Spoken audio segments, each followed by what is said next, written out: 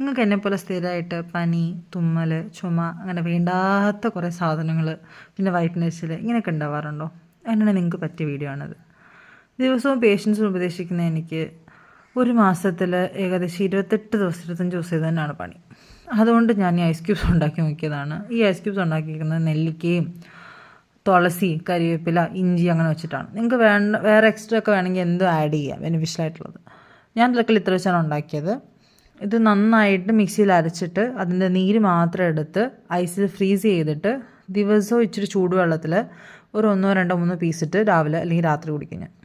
And ഇത് എൻ്റെ ഒറ്റകൾ കണ്ടെടുത്തല്ല, വേറെ യൂട്യൂബിൽ ചെയ്യുന്ന കണ്ട് ഞാൻ ട്രൈ ചെയ്ത് നോക്കിയതാണ്. ആൻഡ് എനിക്കിത് നല്ല എഫക്റ്റീവായിട്ട് തോന്നി. കാരണം ഇതൊക്കെ ഡയറി സ്റ്റേറ്റിൽ കൺസ്യൂം ചെയ്യാൻ ഭയങ്കര ബുദ്ധിമുട്ടാണ് എനിക്ക്.